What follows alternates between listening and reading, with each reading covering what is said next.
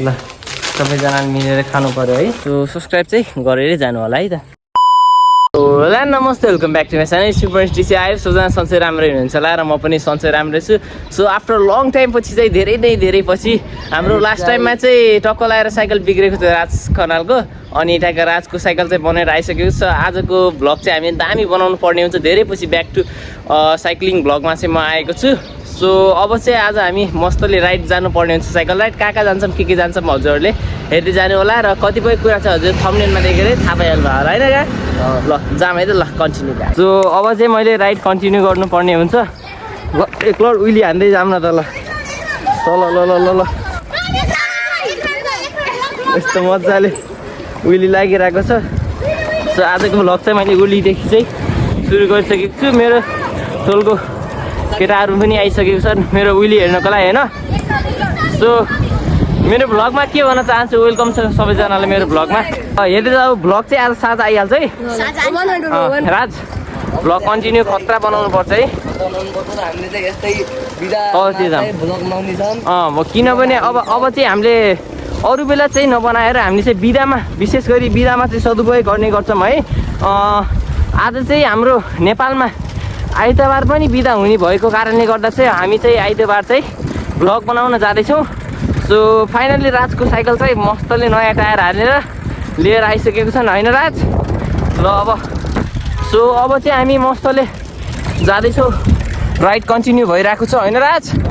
So अब चाहिँ मस्तले अगाडिबाट कस्तो हुन्छ भनेपछि यता यसरी चाहिँ घाम पनि आइरहेको हुन्छ, त्यही भएर यो क्वालिटी चाहिँ हल्का एङ्गल चाहिँ कति बेला चाहिँ सनको रिफ्लेक्सन पनि आइरहेको हुन्छ है।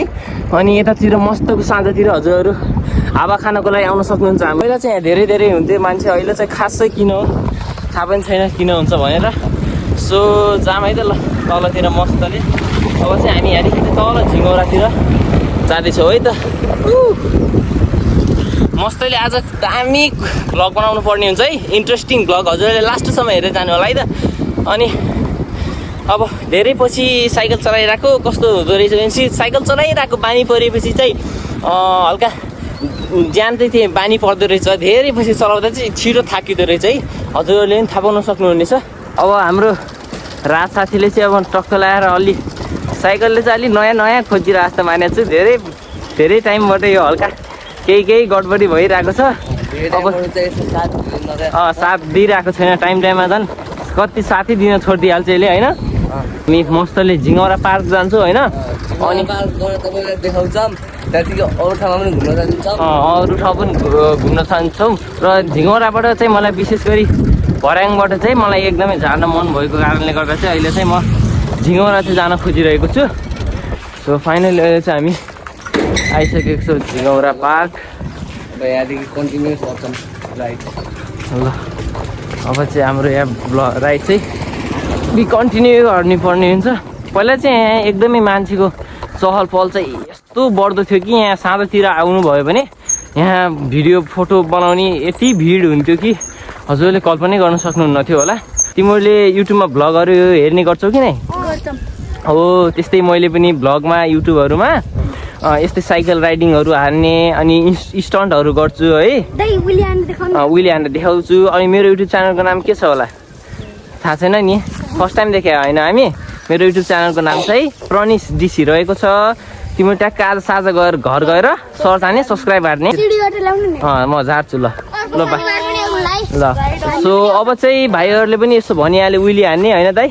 अनि उइली हान्छु अनि यहाँदेखि भर्याङदेखि नै टक्क लगाएर सब झारिदिइहाल्ने छु। सो त्योभन्दा अगाडि चाहिँ म हल्का तलतिर जाम। अहिले के नै बनाएको रहेछ हाम्रो प्रनिस डिसी रहेको छ भाइ। अनि अहिले चाहिँ हाम्रो यो पहिला चाहिँ यो बनेको थिएन, अहिले चाहिँ यो पनि अपग्रेड भइरहेको रहेछ, धेरै विकसित हुँदैछ यहाँको पनि। अब मस्तले यो झिङौरा पार्क चाहिँ मजाले हजुरहरूलाई घुमाइदिन्छु एकरट। अनि त्यस पछाडि म हजुरसँग मस्तले भेट्नेछु है त ल। यस्तो पिसफुल भएको ठाउँमा आउन मन छ भने हाम्रो कुन ठाउँमा आउनु पऱ्यो राज? झिङौरा पार्कमा ल हाम्रै दाङको घोराइमा रहेको झिङौरा पार्कमा हजुर आएर पिसफुल मजाको आनन्द लिन सक्नुहुन्छ हजुरहरू पनि। म यस्तै गरेर हजुरलाई लोकेसनहरू भन्दै जान्छु। योभन्दा अगाडिको भ्लग हेर्नु भएको छैन भने मजाले गएर हेरिदिनु होला। अनि सब्सक्राइब चाहिँ गर्न नभुल्नु होला प्लिज।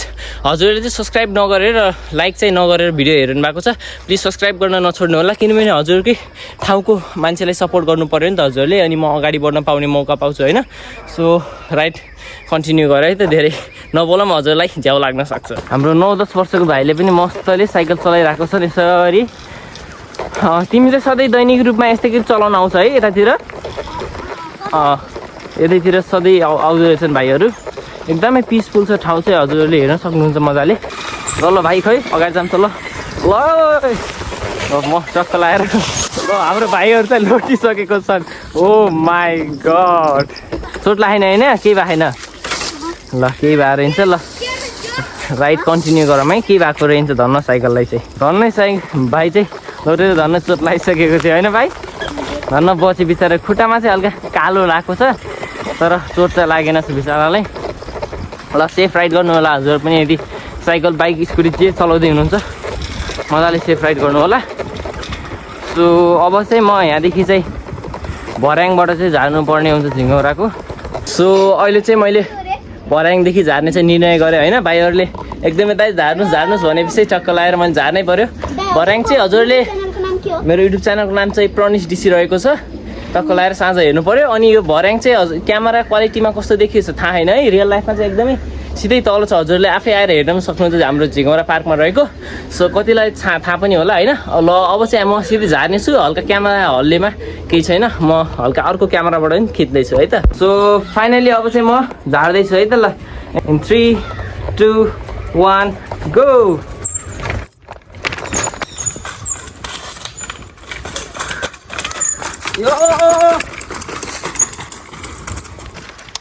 यो गाइज ल फाइनली मैले झारिसकेपछि यति माथिदेखि चाहिँ हजुरले कतिको मजाले हेर्दै हुनुहुन्छ। यहाँ यत्रो उकालो चाहिँ थियो, मैले टक्क लगाएर मेरो साइकलदेखि चाहिँ सक्सेसफुल्ली झारी पनि सकेको छु। दामी झारे होइन? ल दामी झारे। ल हजुरले चाहिँ सपोर्ट गर्दै जानु होला है त ल। सो अहिले चाहिँ फाइनली मैले झारेको देखेर चाहिँ मेरो भाइले पनि टक्क लगाएर भाइहरूले चाहिँ झार्दैछन्। सो हल्का हिम्मत चाहिँ देखाएको छन् भाइले चाहिँ हल्का भर्याङदेखि झार्ने। ल भाइ ल 3, 2, 1 गो। ल झारिदियो भाइ, ल दामी दामी। ल पनि झारिसकेको छन्। सो फाइनली अब चाहिँ मैले विली हान्दैछु है त ल। दामी दामी।